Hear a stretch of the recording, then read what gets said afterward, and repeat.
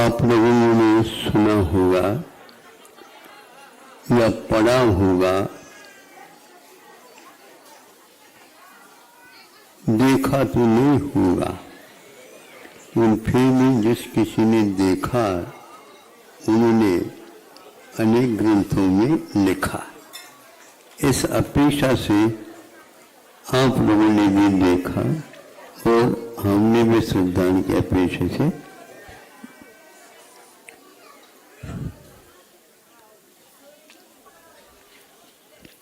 बगुला भी वहीं पर रहता है और हंस भी वहीं पर रहते हैं और उस सरोवर का नाम मानसरोवर। इस मानसरोवर को देखने के लिए आप लोग भी लालायित होंगे। अच्छे अच्छे महाराज या यात्री लोग भी वहाँ पर जाने का प्रयास करते हैं, लेकिन असली जो मानसरोवर है वह आज तक कोई भी नहीं गया। चीन के पास ही है बताते, लेकिन यह किंवदंती की बात अथवा ग्रंथों के आधार पर वहाँ पर प्रथम तीर्थंकर का निर्वाण कल्याणक देवों के द्वारा धूमधाम के साथ हो गया था युग के आदि में। उनमें से वह उस स्थान में ये मछली को पकड़ने वाला बगुला भी रहता है और हंस भी वहीं पर रहता है। हंस इसलिए रहता है कि उसके लिए भी खाद्य मिलता है। बगुला इसलिए मिलता है कि क्षुधा को निवारण करने के लिए इन तीन प्रकार हिंसक वृत्ति से अपना उदर निर्वाह करता है। कभी कभार मान लो मछली नहीं भी मिलती है तो जलीय काई इत्यादि के माध्यम से अपनी क्षुधा का प्रशमन कर लेता। दोनों सफेद रहते हैं, ऐसा सुना। बगुला तो देखने को मिलता ही है, हंस पक्षी बहुत दुर्लभ होते हैं। इसकी इतनी ख्याति है हंसों की कि भारत में कुछ साधु होते हैं परमहंस के नाम से। हाँ, तो वह ऐसा क्यों नाम है कि वो इसी प्रकार श्रमण यदि होते हैं, साधु यदि होते हैं तो श्रावकों के ऊपर भी उसका प्रभाव तो अवश्य पड़ता हो। तो वहां पर उदर निवाह और जीवन यापन करते रहते हैं। मछली भी चोंच से ही अपने खाद्य का सेवन कर लेते और हंस भी कर लेते।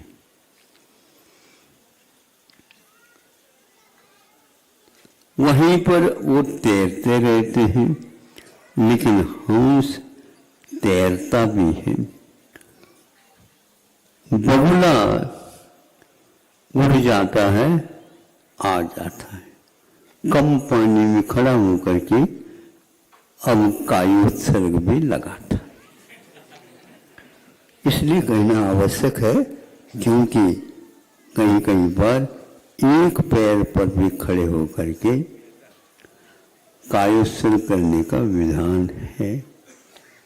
और एक पैर ही क्या, कहीं कहीं पर यह भी सुनने में आया, अंगुष्ठ के ऊपर, एक ही पैर के अंगुष्ठ के ऊपर भी खड़े हो करके बाहुबली जैसे खड़े होते होंगे और महीनों तक उसके माध्यम से तपस्या करते।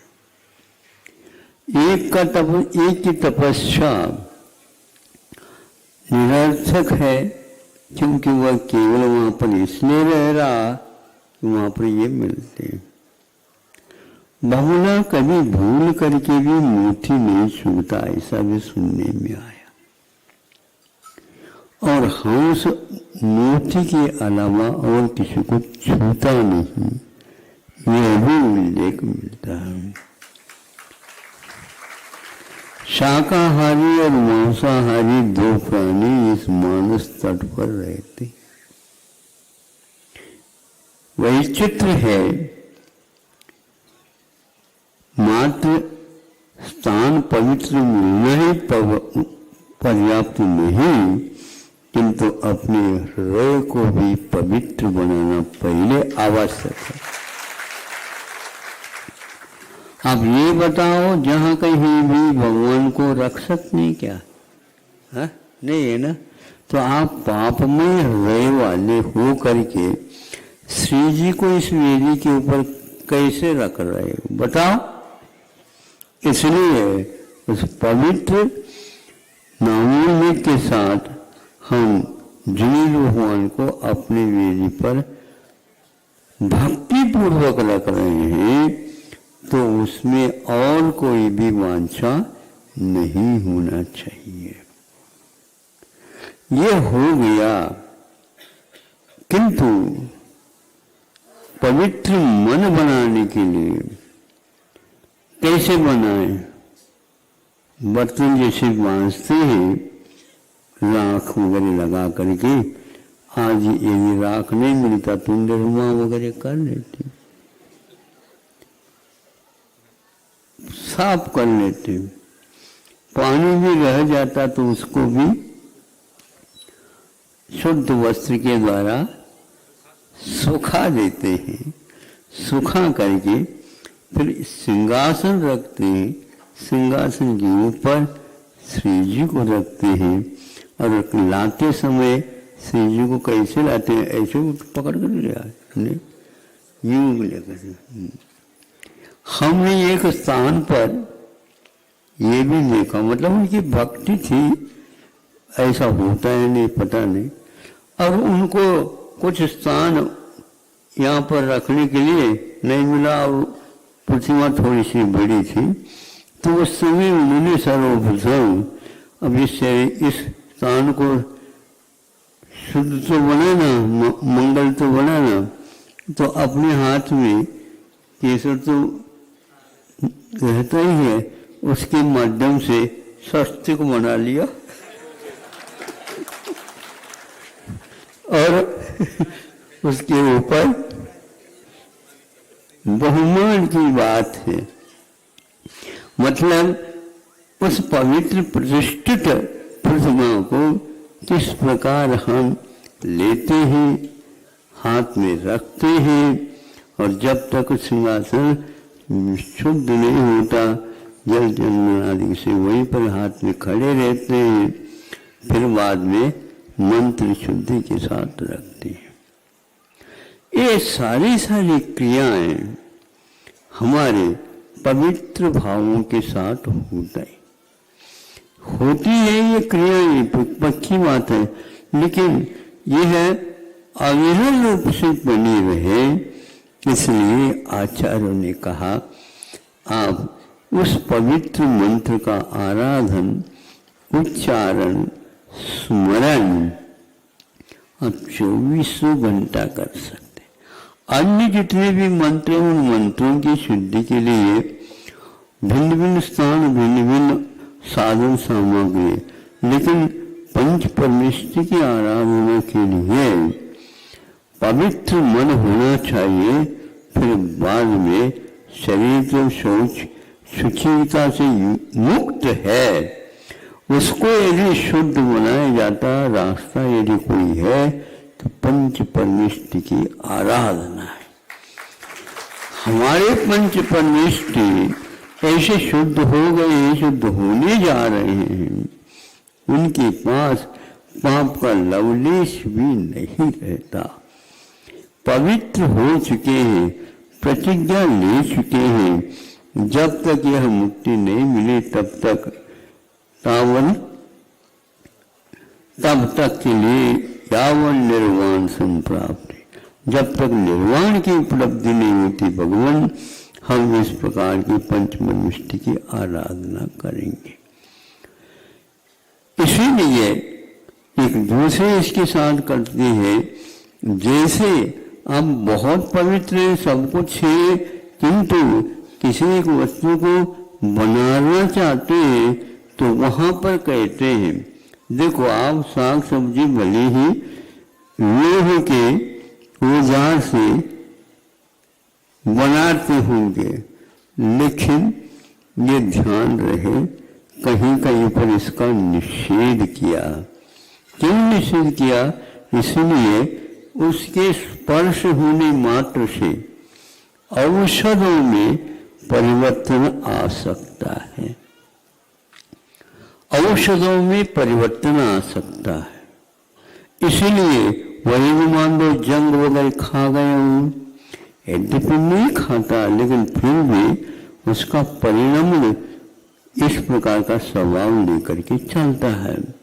इसलिए हमारे पास एक और साधन है कि पंच परमेश्वर की आराधना करते समय इस प्रकार लोह तत्व का संपर्क न हो, लोह मिले पाप में परिणाम न हो।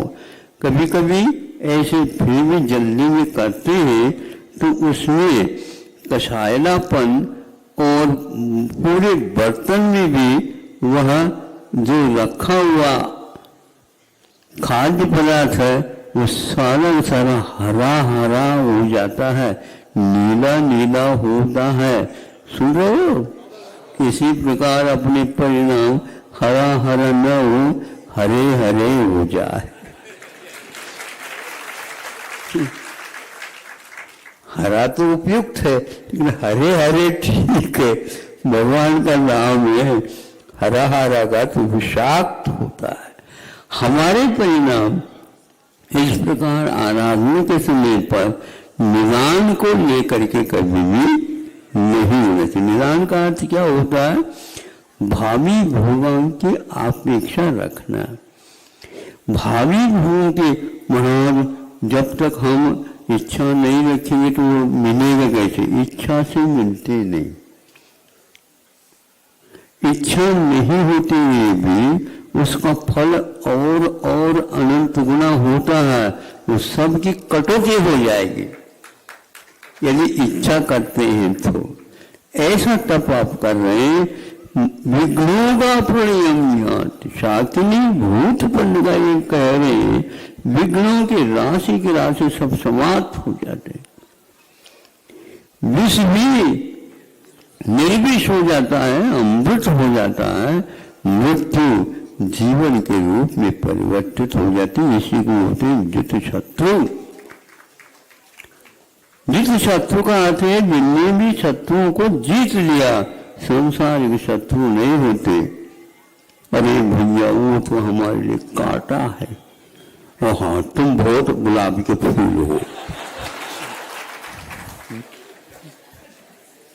वो तो कांटा है, अब तुम गुलाब के फूल हो गए। गुलाब के फूल सबको मोहित कर देते, इसलिए कांटे से वो ठीक नहीं, कांटा फिर भी ठीक है। कांटे के कारण हम नीचे देखते देखते चलते, फूल के कारण फूल बिछा दो। राग की बात करते हो, फूल बिछाया नहीं जाता। ऐसे कीर्तन करूंगा चरण चरण जो कि ऊपर उनके चलते रहते, चार अंगुलों पर नीचे कमल बिछाए जाते। अब कमल बिछाने की जो इच्छा यदि करोगे, 3 काल में आपको वह सौभाग्य नहीं मिलेगा। भक्ति भाव करते हैं तो संभव है नीचे उनके पग तलियों में हम फूल बिछा सकते। देवगण आकर के ऐसे ऐसे दिव्य वैभव के साथ उनकी आराधना करते, अब वो भाग्य समझते। वहाँ हंस और बगुला इन दोनों को ये जोड़े तो हैं, लेकिन इनकी चाल में, इनकी प्रकृति में, इनके खाद्य में, इनके जीवन के लक्ष्य में जमीन और आसमान का अंतर है। हमें आसमान की ओर देखना चाहिए, और जब तक वो आसमान न मिले हमें नीचे जमीन को देख करके भी चले, इसका अर्थ यह है अभिमान से मुक्त हो करके, निदान आदि छल कपड़ों से मुक्त हो करके करना चाहिए। क्योंकि इसलिए कह रहा हूं, वृत्ति हमेशा हमेशा शल्य से रहित होता है। निदान को भी एक स्थान पर शल्य कहा है।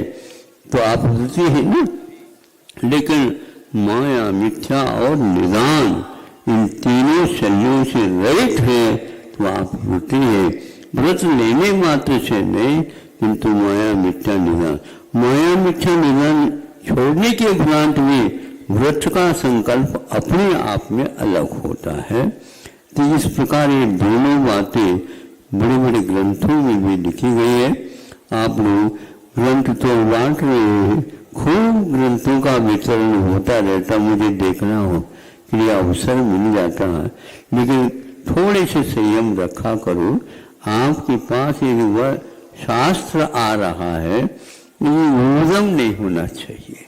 जो पीछे बैठे हैं वो आपकी पीठ देखने के लिए नहीं बैठे, महाराज जी के दर्शन करने के लिए।